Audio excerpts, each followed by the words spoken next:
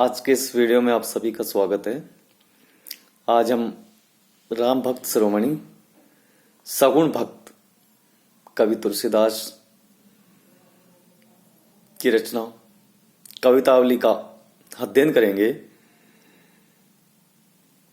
हमारे पाठ्य पुस्तक में संकलित कवितावली के उस अंश को हम पढ़ेंगे, उसकी व्याख्या करेंगे जो यहां संकलित किया गया है। तुलसीदास जी ने कवितावली में श्री राम के जीवन की कथा कही है। जिस प्रकार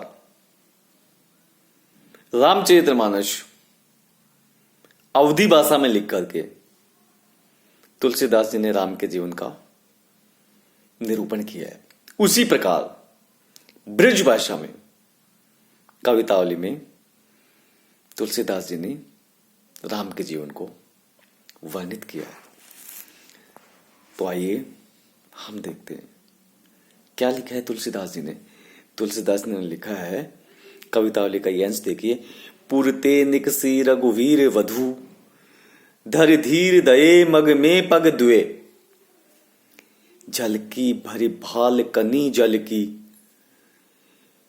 पुट सूख गए मधुराधर वे, फिर बूझती है चलनो अब केतिक, परन कुटी करी हो कित हवे, तिये की लखी आतुरता पिए की अखियां, अत्याचार चली जल चवे।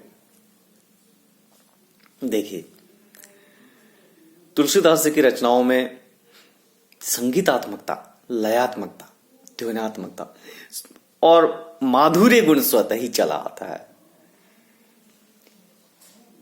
ये जो अंश है उस समय का है जब राम, सीता और लक्ष्मण वनवास को गमन करते हैं। अयोध्या कांड का ये अंश है। वन के मार्ग में चलने से सीता को कितनी व्याकुलता होती है, कितनी परेशानी होती है,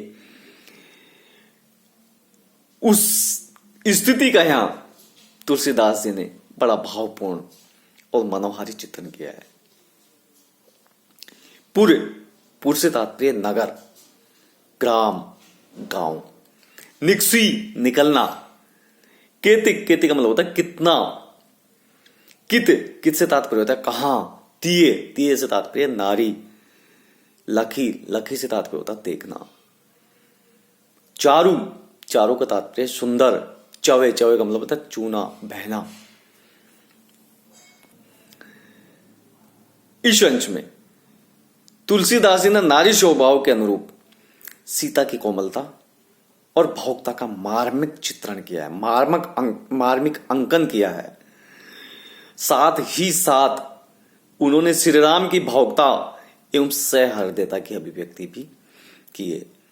जैसे ही राम, सीता और लक्ष्मण अयोध्या से वन के लिए प्रस्थान करते हैं और जैसे जैसे वो वन में आगे बढ़ते जाते हैं, पुरते निकसी रघुवीर वधु, गोस्वामी तुलसीदास जी उस समय की उस स्थिति का वर्णन करते हुए कहते हैं कि वन गमन के लिए सीता श्री राम के साथ अयोध्या नगर से बाहर निकलती है। धर धीर दये मग में डग द्वे। सीता जी राजकुमारी थी।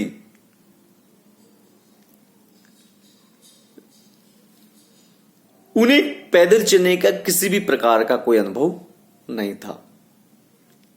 वो वन के मार्ग और वन में चलने की अभ्यस्त नहीं थी।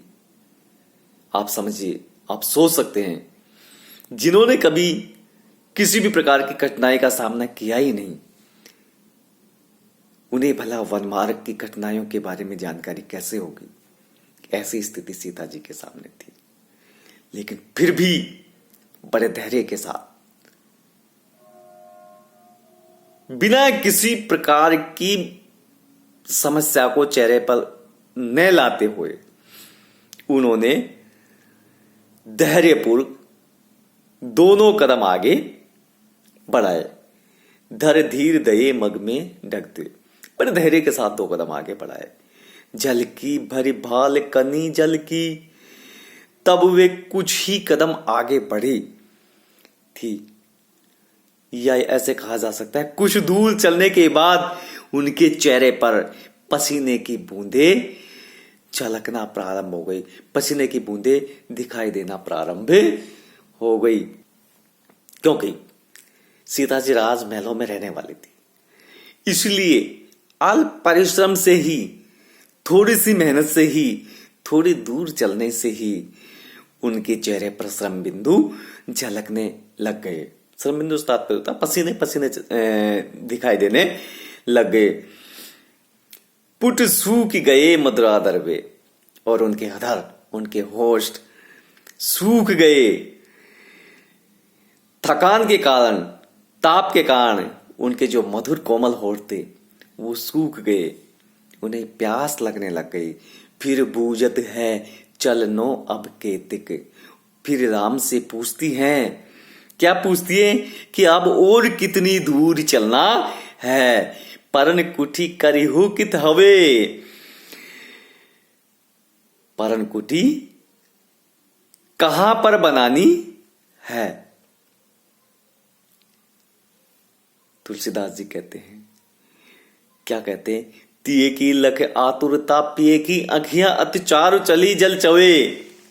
तुलसीदास जी कहते हैं कि प्रिया की, पत्नी की इस तरह की आकुलता को, इस तरह की व्याकुलता को देख करके श्री राम के नेत्रों में अश्रुधारा बहने लगी। अर्थात वन मार्ग का थोड़ा सा चलने पर ही जब सीता जी थक जाती है, व्याकुल हो रही हैं, तो 14 वर्ष वन में किस प्रकार रह पाएंगी। ये सोच करके, ये देख करके, इस विचार के साथ श्री राम जी का हृदय करुणा भाव से भर गया और उनके नेत्रों में अश्रुपात होना लगता है। श्री राम जी मन ही मन सोचते हैं कि अभी तो कुछ ही कदम आगे चले हैं और स्थिति ऐसी हो गई है, तो फिर 14 वर्ष का लंबे समय कैसे वन में कट पाएगा इनका। ये सोच करके उनके मन में, उनके हृदय में करुणा के भाव आ जाते हैं और इसी के कारण उनके नेत्रों में अश्रुपात होना प्रारंभ हो जाता है। देखिए, इस अंश में सीता जी के नारी स्वभाव का, उनकी कोमलता का, उनकी भावुकता का, साथ में ही श्री राम की भावुकता की भी अभिव्यक्ति दी गई है। स्वभावोक्ति और अनुप्रास अलंकार का यहाँ प्रयोग किया गया है। भाषा में संगीतात्मकता, कयात्मकता, लयात्मकता है, माधुर्य गुण है। आगे तुलसीदास जी लिखते हैं, जल को गए लखन है लरिका, परिको पिए छा घरिक हवे ठाड़े, पोंछ पसेऊ बयार करो, अरु पाई फकारियो भूभुरी ठाड़े, तुलसी रघुवीर प्रियाश्रम जान के बैठी, विलंब लो कंटक काड़े, जान की नाह को नेहे लख्यो, पुल को तनु बारी विलोचन बाड़े। थोड़ी दूर चलने के बाद वन मार्ग में सीता जी थक जाती हैं, लक्ष्मण को जल लेने के लिए भेज देते हैं। कुछ दूर चलने के उपरांत उन्हें कठिनाइयां महसूस होने लगती है, उन्हें थकान होने लगती है। ये जानकर के राम को दुख होता है और इसी वृतांत को यहां तुलसीदास जी ने वर्णित किया है। परिको से तात्पर्य होता है प्रतीक्षा कीजिए, घड़ी भर, पल भर। पशेऊ का तात्पर्य होता है पसीना। बयार से तात्पर्य होता है हवा। नाहा का अर्थ होता है स्वामी। लख्यो का तात्पर्य देखा। विलोचन नेत्र।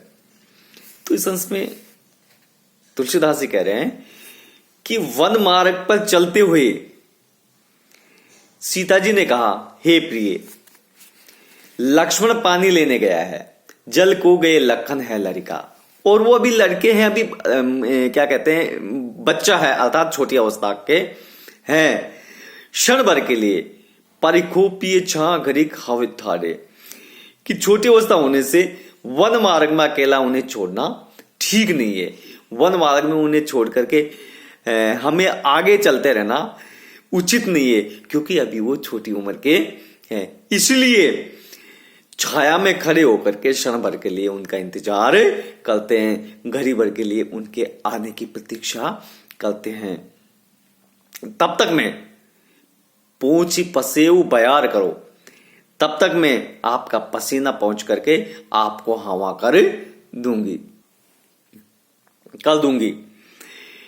और पाई पखारियो भूबरे ठारे, और गर्म धूल से सने हुए आपके जो चरण हैं, गर्म धूल के कारण जो आपके पैर उससे सन गए हैं, मैं उन्हें पहुंच दूंगी। तुलसीदास जी उस स्थिति का वर्णन करते हुए बताते हैं कि तुलसी रघुवीर प्रियाश्रम जान के बैठे विलंब लो कंटकारे। कि श्री राम जी मन में समझ जाते हैं कि सीता थक गई है, मन में जान लिया कि सीता राह में चलती व्यथित हो गई है, दुखित हो गई है, थक गई है। वो अपने पैरों से कांटे निकालने के बहाने से रुक जाते हैं, बैठ जाते हैं। जान की नहा को नहीं लख्यो पुल को तनुल बार विलोचन। जान की सीता जी इस तरह स्वामी का अपने प्रति प्रेम देख करके, व्यवहार देख करके पुलकित हो जाती है, बारे विलोचन बारे रोमांचित होती हैं और उनकी आंखों से आंसू उमड़ आते हैं। देखिए कितना मार्मिक चित्रण तुलसीदास जी ने यहां किया है। कवि ने श्री राम और सीता के एक दूसरे के प्रति जो प्रेम भाव है उसको बड़ी मधुरता के साथ किस प्रकार प्रभावशाली ढंग से यह अभिव्यक्ति दिए, वो देखते ही बनते हैं। मर्यादा का पालन भी किया है और भावनाओं का व्यवहार भी, व्यापार भी दिखा दिया है। लक्ष्मण जी की प्रतीक्षा करना, पति के पैरों की धूल पहुंचना, ये कथन सीता जी के माध्यम से कहला करके तुलसीदास जी ने भारतीय नारी की मर्यादा, उसके आदर्शों को यहां प्रतिपादित किया है। ब्रज भाषा का सौंदर्य, इसमें लालित्य है, गयात्मकता है, संगीतात्मकता है, ध्वन्यात्मकता का प्रयोग किया गया है। इसमें जो सीता और राम के मध्य संवाद है वो दर्शनीय है। काव्यलिंग, अनुप्रास अलंकारों का यह प्रयोग किया गया है।